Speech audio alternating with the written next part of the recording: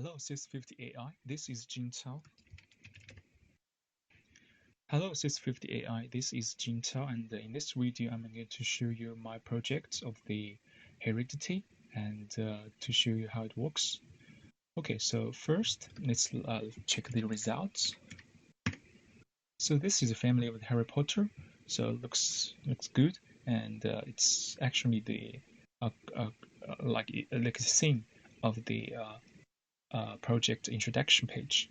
So let's look at the second family of the ROM. So yeah, we can have a looks like good, and for some like the probability looks like quite fixed.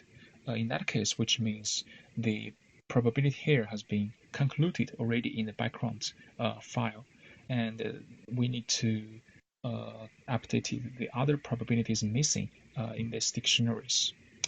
Okay, so then we look at the last one. So yeah, this looks good, and we can confirm that all the probabilities summed up in any sub-dictionary is 1. So that is meets our criteria. Okay, so that's the results showing. And next, I'm going to take a brief introduction to my code and how it works.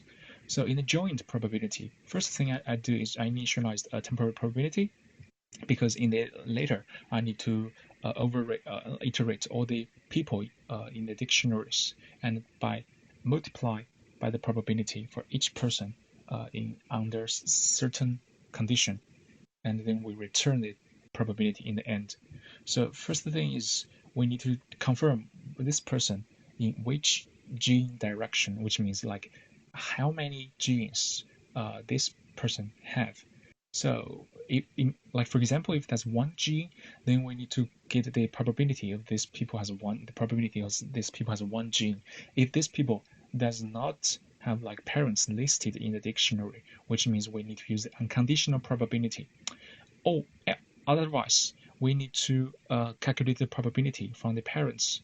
So the way I did here is we need to confirm like how many genes of the person's parents have. Then we need to calculate the probability that the parents pass the gene to the child or not. So here, like I calculated separately from the mom and the dad.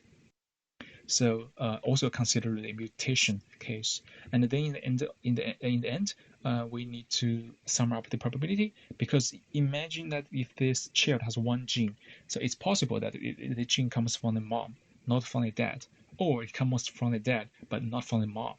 So we need to sum up these two genes and update the temporary probability, and then we need to update the probability related to the trait.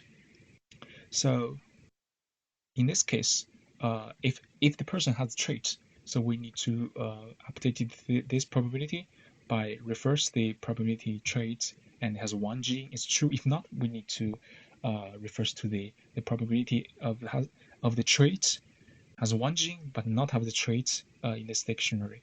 So the same things for the other the conditions in different genes. And then in the end, we return this temporary probability. So then in the function of update, it's quite straightforward. So for the person in the probability, and we confirm the which gene, how many genes do the people have, and added that probability to the probabilities of that part of the gene. Same thing for the trait. And the normalize is quite a mathematic. First thing we need to go through the probabilities. We need to get the sum of the gene and the trait first. Then we divided each like the gene distribution divided by the sum. Then we can ending up by have this distribution of the distribution which they sum up to 1. So that's the explanation here. So I realized that actually there is something still can be improved, especially in the joint probability.